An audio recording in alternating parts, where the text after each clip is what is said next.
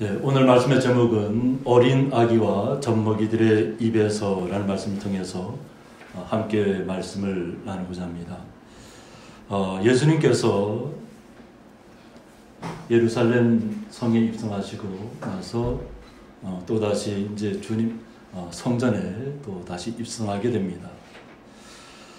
그 당시에 이스라엘의 사정은 어떤 상황 가운데 있었냐면 로마의 압제 있지만 또 곳곳에서 분봉왕들이 다스리는 곳에서 보면 우리 예전 말로 하면 반란이죠. 반란들이 많이 일어났어요. 그러니까 보통 우리 젤롯당, 열심당원 이렇게 표현하기도 하는데 그런 분들이 때로는 우리가 알고 있는 것처럼 나사렛 가까운 곳에 무기 창고가 있는데 그곳에서 무기를 탈취해서 갈릴리 지역에서도 마찬가지로 싸움을 일으키고 사람을 죽이고 또 빼앗고하는 일들이 일어났었고 곳곳마다 이렇게 분쟁이 일어나는 이유가 뭐냐면 그 당시 헤롯 대왕이 제2 성전을 다시 한번 건축하는 시기예요.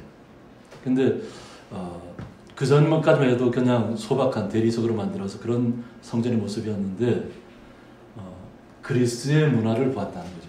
그 당시에 그 먼저 신전들이 그리스에 많잖아요. 그런 그리스가 헬라 제국 때 각 곳곳마다 이렇게 그 헬라 제국을 잡을 때 신전들을 갖다가 중요한 도시에다 세웠습니다. 그런데 그 신전이 보니까 그 신전이 금으로 이렇게 겉을 갖다 대리석 바깥에다가 금으로 이렇게 해서 멋지게 보였던가 봐요. 그러니까 헤롯 대왕도 마찬가지로 자신도 아마 그 자기의 왕권을 지키기 위해서 또 자신이 이렇게 멋지게 성전을 갖다가 지었다는 것을 보여주기 위해서 세금을 더 많이 걷었던 것 같아요. 안 그래도 로마의 압제 아래 있는데 세금의 어떤 것들이 또 더 무거워지고 사는 환경들은 세금을 내고 나면 그냥 하나님 전에 나와서 11조만 되면 그래도 하나님께서 인정해 주시는 그것인데 보통 한 10에 한 3과 4 정도를 아마 계속 이렇게 받았던 것 같아요. 그 당시에. 그러니까 많은 사람들이 핍박에 빠질 수밖에 없지. 가난한 사람들은 더 가난하게 되고 또 세금을 거두어 드리는 사람들은 더 많은 세금을 거두어 드린 후에 자신들이 착복을 했던 것 같아요. 착복을 하고 나머지는 이제 로마 쪽에다 이렇게 납세하는 것처럼 이렇게 드리고 이러니까 지도자들은 부해지는 거죠. 지도자들. 비록 로마의 압제 아래에 있다고 할지라도 대제사장이나 사두개인이나 서기관들 이런 사람들은 점점점 부해지는 가운데 정말로 힘없고 연약한 사람들은 더 가난해질 수밖에 없는 거죠. 그런 어떤 시대적인 사회 환경이 굉장히 많은 사람들을 힘들게 했던 것 같아요. 그러니까 예수님께서 예루살렘에 입성할 때 예수님을 여리고에서부터 따라왔던 그 수많은 무리들이 호산나 하고 불렀잖아요.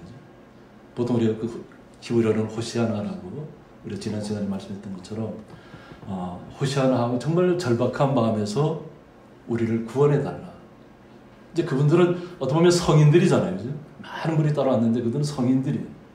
그러니까 어느 정도 모든 것을 다 알고 이제는 주님밖에는 의지할 데가 없다는 것을 그들 마음속에서 깨달았다는 거죠. 그러니까 그 사막길 같은 유대 광야를 거쳐서 예루살렘 성까지 함께 오면서 정말 그때는 막 정말 주님 앞에 호산나 호시아나 하면서 정말 간절한 마음으로 이제는 정말 구원해달라 하는 그런 의미에서 주님 앞에 찬양하고 저 종남을 가질 것 거다. 주님께서 가시는 그 길을 깔았다고 하는 거죠. 그런 일을 있고 나서 주님께서 다시 예루살렘 성전에 입성하는 날인데 주님께서 예루살렘 성에 딱 입성해 보니까 성전 안쪽이 그냥 마당이 그냥 난장판이에요. 그러니까 그 당시에는 사두개인들은 주로 이렇게 번제로 드리는 걸 원했어요.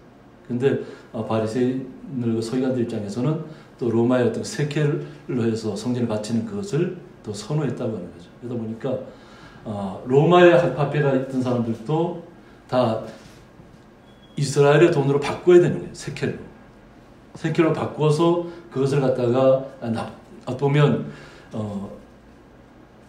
빼앗기는 거나 마찬가지 기분이었을 거예요. 그리고 우리가 주님 앞에 예물을 드린다는 것은 우리의 진정한 마음으로 드려야 되는 거잖아요.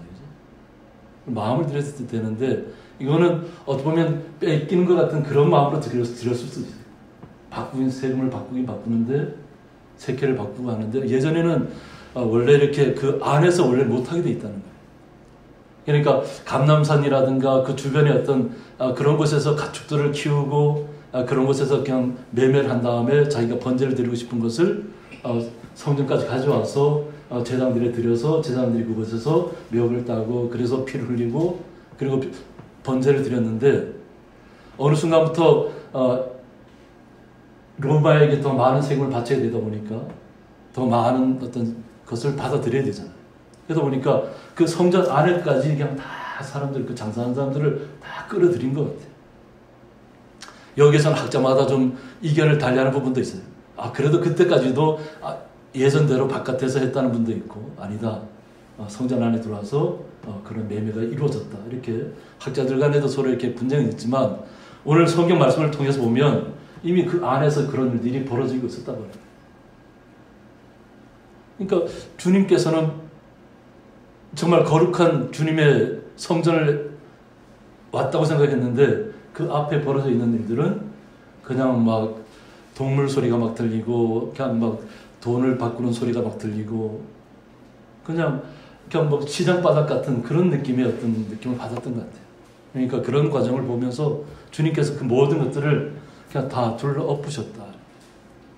그래서 돈 바꾸는 사람들의 상과 비둘기 파는 사람들의 의자를 갖다 둘러 엎었다.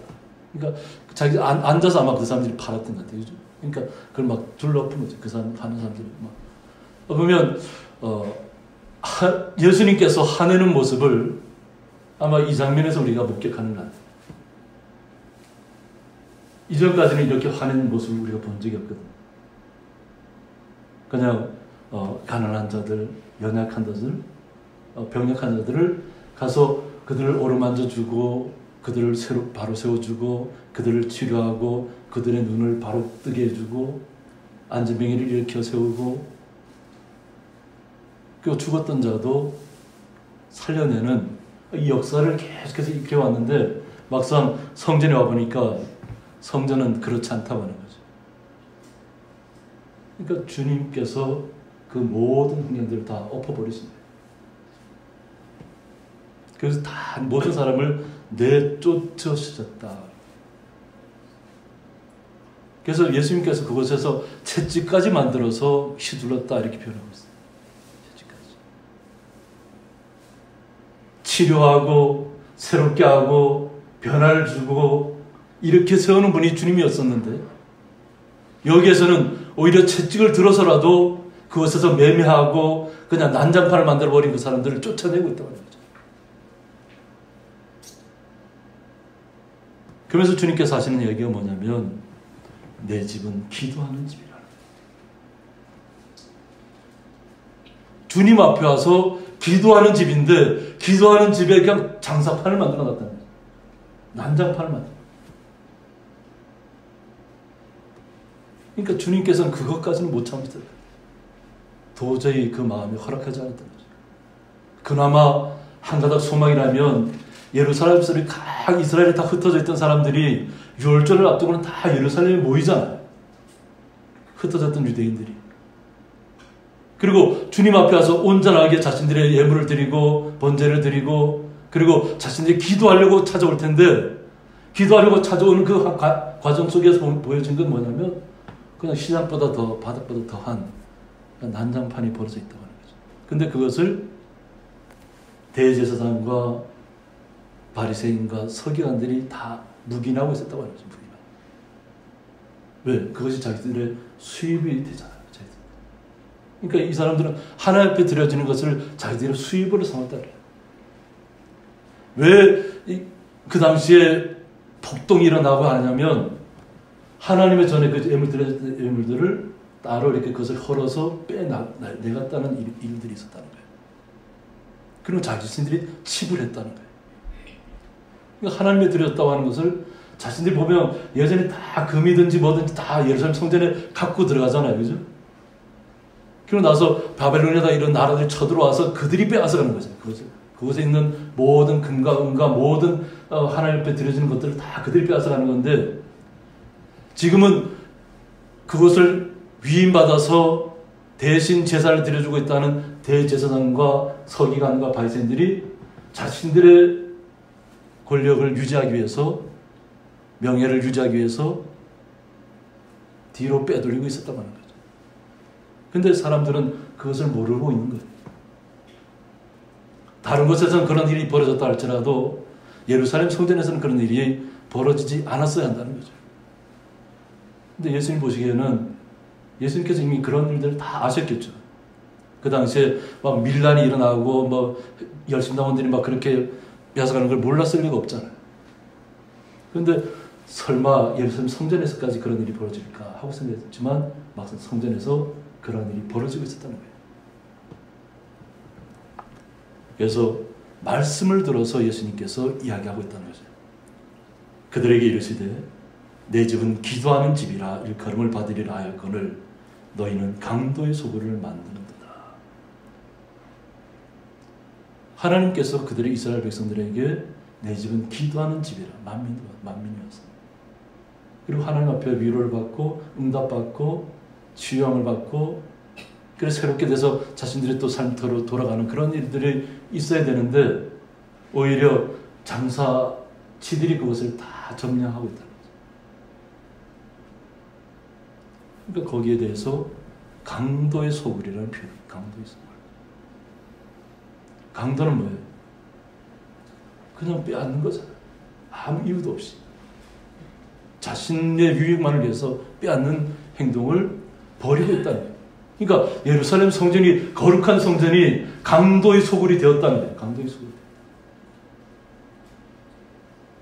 어떻게 보면 그 당시에 대제사장과 서기관과 바리새인들에게는 아마 굉장히 모욕적인 이야기였을 거예요.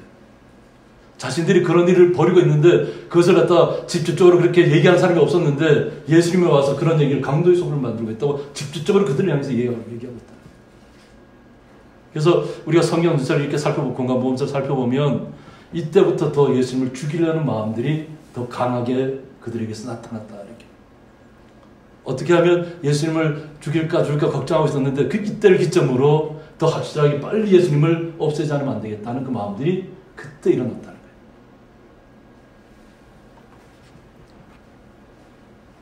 이사야 56장 7절을 보면 내가 곧 그들을 나의 성산으로 인도하여 기도하는 내 집에서 그들을 기쁘게 할 것이며 그들의 번제와 희생을 나의 제단에서 기꺼이 받게 되리니 이는 내 집은 만민이 기도하는 집이라 일컬음이 될 것입니다 하고 말씀에 기록되어 있다고 하는 거죠. 나의 성산으로 인도하여. 그러니까 하나님의 백성들을 성산으로 인도하여서 하나님의 집에서 그들을 기쁘게 할 거예요. 그곳에 번제를 드리러 왔던, 기도하러 왔던 모든 사람들에게 기쁨을 주기 위한 곳이 성전이라는 거예요. 따지면 자신들의 모든 아픔들, 슬픔들, 자신들의 내면의 어떤 그런 것들을 다 주님 앞에 토로하는 거잖아요.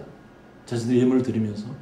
그리고 응답받고 돌아가는 곳, 가서 기쁨으로 돌아가야 할 곳에서 강도의 소굴로 변해 있다고 하는 거죠. 그러니까 형식에 치우쳤다.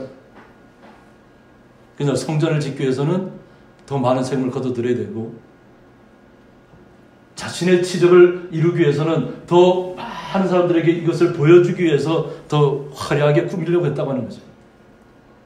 그런데 우리가 요세푸스라든가 학자들의 이야기를 나중에 보면 오히려 헤롯 왕이 그것 때문에 더 빨리 무너지는 계기가 됐다 그래요. 그냥 겉모습만 화려하게 하고 금으로 막 성전을 둘러싸고 이러면 사람들이 와 하나님의 성전을 아름답게 꾸몄다고 자기를 칭송할 줄 알았는데 그러면서 자신의 어떤 권위가 더 설 줄 알았는데 오히려 그것을 이루기 위해서 더 많은 생명을 거둬들였고 더 많은 고통받는 시간들을 만들어 주었기 때문에 오히려 자신이 더 빨리 죽음을 맞이하는 시간이 되었다는 거예요. 이 역설적이잖아요. 자신을 드러내기 위해서 많은 백성들의 세금을 더 많이 거두고 했는데 결국은 그 자신이 어떤 권위가 오히려 자신이 세우려고 했던 것 때문에 더 빨리 무너지는 계기를 맞았다. 그러니까 이런 얘기를 예수님께서 서기관과 바리새인들에게 말씀하신 다음에 그 다음에는 또 다른 일들을 주님께서 하셨다는 거예요. 병자들을 치료하셨다는 거예요. 병자들을. 예루살렘 성령 안에도 정말로 너무나도 힘들게 살아가는 분들이 너무 많았다는 거예요. 그래서 맹인과 저는 자들이 주님 앞에 나왔다는 겁니다. 앞을 보지 못하는 자들, 걷지 못하는 자들, 제대로 걷지 못하는. 그런데 주님께서 불같이 그렇게 화를 내신 다음에는 결국은 정말로 힘들게 살아가는 사람들을 향해서 그들을 치유하는 역사를 베풀었다는 거예요.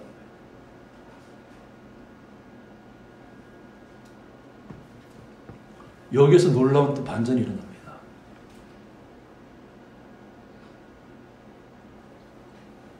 아이들이 예수님을 구원자로 봤다는 거예요.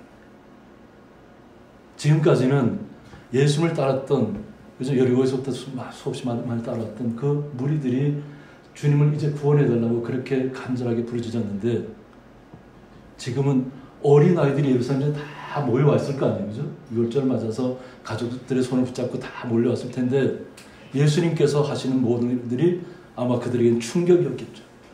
어떻게 앞을 보지 못한 사람이 예수님을 통해서 눈을 뜨게 되고, 나음을 입는 그 광경들을 아이들이 목격했다는 거예요. 그러니까 오히려 여기서 어떤 소리가 나면 대제사장과 서기관들이 예수께 하시는 이상한 일과 또 성전에서 소리질러 호산나 다윗의 자손이 하는 어린이들을 보고 노하였다고 했습니다. 어린아이들이 예수님을 향해서 우리의 구원자라고 지금 빨리 구원해달라고 이야기하고 있다는 거예요. 아이들의 입에서 이런 이야기가 나오니까 대제사장과 서기관과 이런 정말 그 당시를 지도자급에 있는 사람들이 흥분을 한 것 같아요. 그러니까 지금까지는 그냥 성인들이 그냥 좀 예수를 따랐던 사람들이 그랬으니까 그래서 어느 정도면 그들이 항상 주님을 이미 오래전부터 따랐던 사람이니까 그럴 수 있다고 쳐요. 그런데 예수님을 처음 보는 아이들 입장에서는 갑자기 앞을 보지 못하는 사람이 눈을 뜨게 되고 앉은 뱅이가 일어서고 이 고침을 받는 이 현상들을 보면 이게 세상에서 일어날 수 있는 일이 아니라는 거죠. 그러니까 아이들의 마음속에는 어른들의 마음하고는 또 다른 의미가 있을 것 같아요. 아이들은 순수하잖아요. 보는 것을 그대로 믿잖아요. 아마 제가 이때는 제가 지난주에는 많은 무리들이 정말로 제발 정말 간절한 마음으로 호시아나 하면서 정말 제발 구원해달라 이런 이야기였다면 이번에는 아이들이 정말 기쁨으로 얘기했을 것 같아요. 아이들의 그 순수한 마음으로 예수님을 보니까 예수님이 바로 우리의 구원자구나. 이것이 아마 호산나라는 이름으로 나타나지 않았나 싶어요.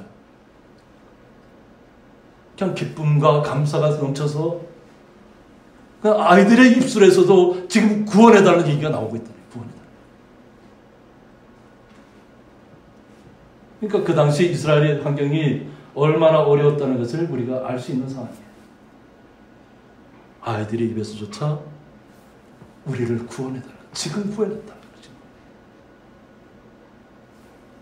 그러니까 대제사장과 서기관들이 보고 놀랄 수밖에 없잖아요. 그죠? 그냥 정말 아이들의 입에서 이런 얘기가 나올 줄은 아마 전혀 생각하지 못했던 것 같아요. 그러니까 막 갑자기 노하였다는 거죠. 대제사장과 서기관들이. 그러면 예수님 옆에 와서 따지듯이 묻고 있는 거예요. 왜 아이들이 이렇게 아마 보면 예수님이라는 얘기를 온전하게 얘기도 안 했겠죠. 당신이 어떻게 이렇게 할 수 있냐 하고 막 했을 것 같아요. 제가 봤을 때.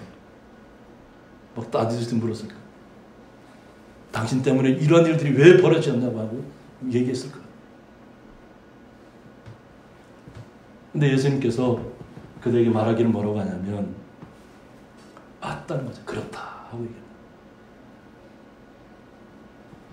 어린 아기와 젖먹이들의 입에서 나오는 찬미를 온전하게 하셨나이다 함을 너희가 읽어본 일이 없느냐고 묻습니다.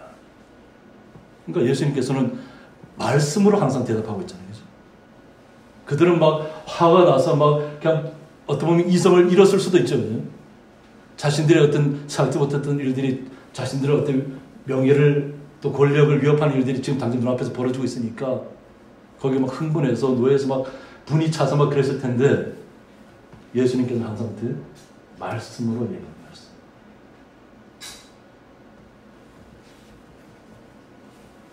시편 8편 2절에 보면 주의 대적으로 말미암아 어린 아이들과 젖먹이들의 입으로 권능을 세우시며 이는 원수들과 보복자들을 잠잠하게 하려 하심이니이다 하고 말씀에 기록되어 있습니다.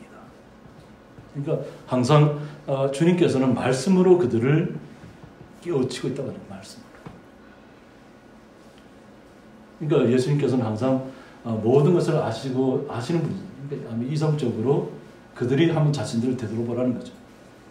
대제사장과 서기관들이 뭐하는 사람들이에요?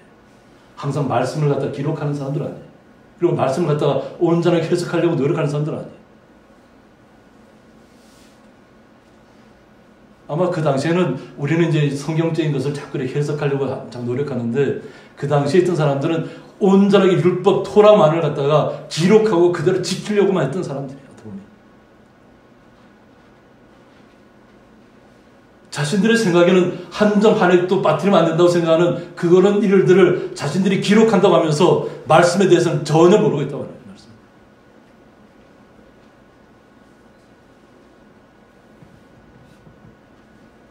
그냥 자신들의 전통과 그냥 사람들을 움짝달지 못하도록 자신들 말에 그냥 권위에 굴복하도록 그런 일에만 몰두하는 거예요. 성경을 해석하는 것도 이래서는 안 된다, 이래서는 안 된다, 이래서는 안 된다. 자꾸 사람의 제한만을 두고 마음의 평안은 주지 않고 기쁨은 주지 않고 이렇게 하면 벌 받는다, 벌 받는다 이런 얘기만 했던 것 같죠. 말씀으로 그들에게 이야기하신 후에 또 주님께서는 또 다른 여정을 다시 떠나게 됩니다. 그래서 그들을 떠나서 성박 베다니에 가서 거기서 유하시니라 하고 있습니다. 그래서 이 베다니는 예수님께서 여리고에서 오면서 아마 첫 번째 들렸던 그런 장소 같아요. 그래서 그곳에 와서 그곳이 바로 뭐냐면 죽었던 나사로가 살아났던 그 지역입니다. 그리고 막달라 마리아가 주님을 향유를 붓기도 했고 또 그들에게 와서 많은 사람들이 예수님께서 말씀을 들었던 그런 장소입니다. 그래서 그 베다니의 모습이 그 당시의 모습과는 정확히 할 때 재현할 수 없지만 이곳이 베다니 마을을 이렇게 나타낸 모습입니다. 그러니까 저쪽 뒤쪽으로는 광야 같은 산이지만 광야 같은 모습으로 보이고 오른쪽 이렇게 보면 올라가는 쪽은 약간 계속 수목이 있는 그런 모습을 보이는 거죠. 근데 예수님께서는 항상 함께 다니는 분들에게 제자들에게 다른 사람들에게 말씀으로 얘기해요. 말씀. 근데 우리가 예수님 말씀을 살펴보면 요한복음 16장 33절에서는 이것을 너희에게 이르는 것은 너희로 내 안에서 평안을 누리게 하려 함이라고 했습니다. 예수님께서 항상 강조하는 말씀이 뭐예요?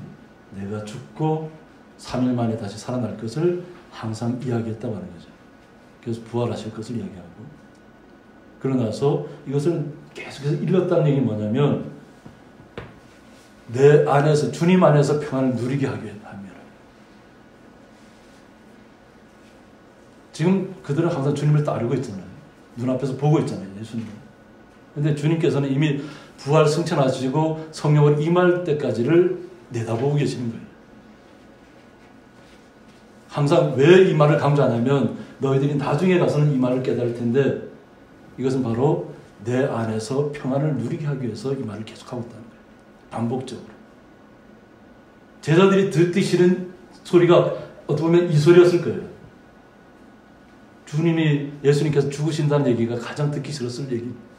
주님께서 당장 자신들이 생각에는 그냥 갑자기 이 땅에 어떤 왕처럼 나타나서 구원자로서 이 땅을 그냥 새롭게 하고 변화시키고 이스라엘만의 어떤 왕으로 메시아로 나타나기를 원하고 있잖아요. 이스라엘 사람들이 항상 간절히 바라는 게 뭐냐면 이스라엘만의 메시아예요. 이스라엘만의 메시아. 그런데 예수님께서는 너희들이 지금 내가 계속 이 말 하는 것은 뭐냐면 내 안에서 평안을 누리게 하려고 합니다. 세상에서는 너희가 환난을 당하나 담대하라.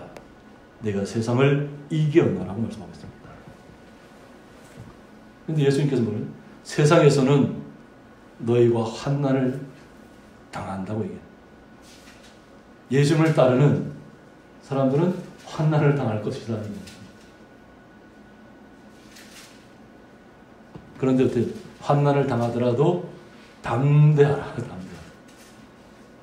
우리가 지난 주일날도 우리가 말씀을 통해서 어떻게 했어요? 예레미야 선지자를 통해서 하나님께서는 우리에게 가까이 다가오길 원하신다 했잖아요. 근데 가까이 다가가는 사람들이 어떠한 마음으로 나오길 원하신다고요? 참으로 담대한 마음으로 주님 앞에 가까이 오길 원하신다는 거죠. 주님 앞에 나오는 분들은, 가까이 오는 분들은 담대한 마음으로 나오시라는 거예요. 참으로, 진정으로. 오늘 주님께서 하신 이야기가 환난을 비록 당하지만 담대하라는 거예요. 두려워하지 말라는 거잖아요. 어떤 내가 예수님을 믿는다는 것 때문에 다가오는 그 어려움들이 다가오지만 그런 것 때문에 두려워하지 말고 그냥 담대한 마음으로 나오라는 거예요.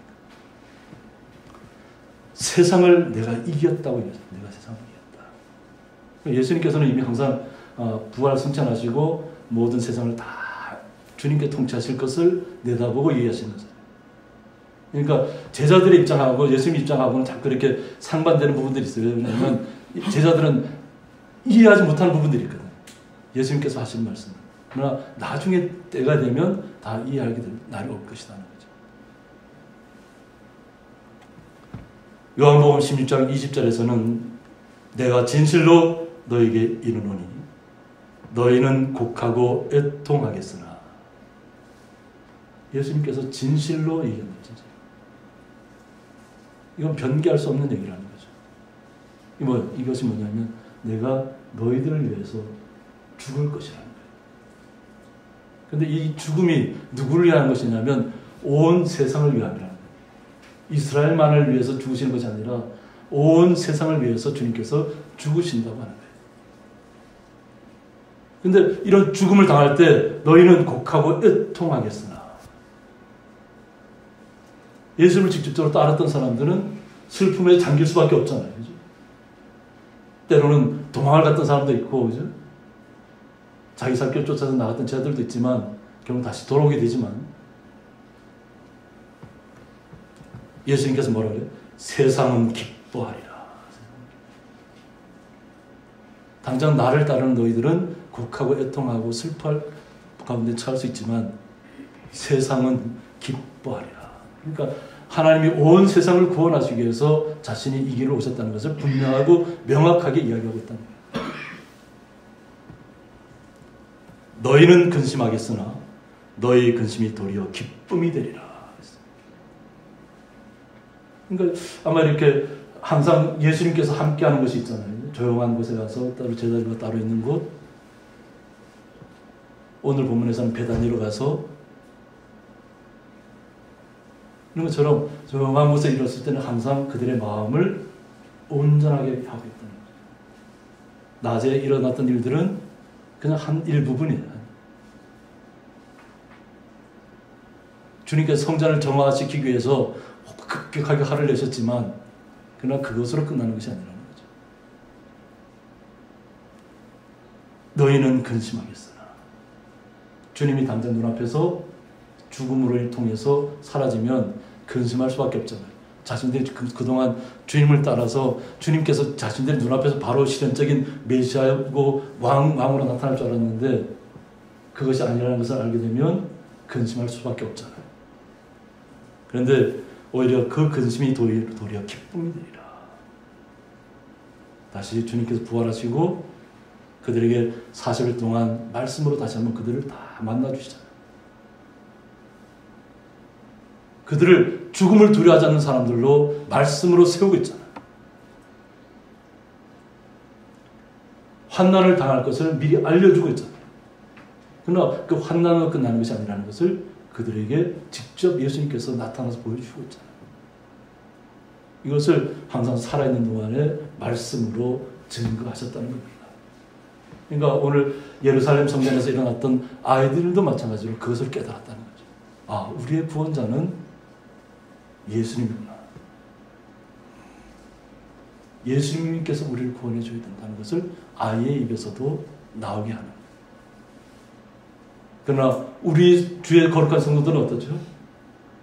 예수님께서 이스라엘만의 예수님으로 나타난 것이 아니라 바로 우리를 구원하시기 위해서, 온 세상을 구원하시기 위해서, 예수님을 영접하는 모든 세상 속에 있는 사람들을 구원하시기 위해서 자신이 이 땅에 오셨다는 것을 말씀으로 계속해서 이야기합니다. 그러므로 우리는 항상 주님 앞에 나아갈 때 정말 말씀을 붙잡고 주님 앞에 나아가야 될 줄 믿습니다. 그리고 항상 어떠한 환경 가운데 있다 할지라도 담대하시기 바랍니다. 주님께서 원하시는 것이 그거예요.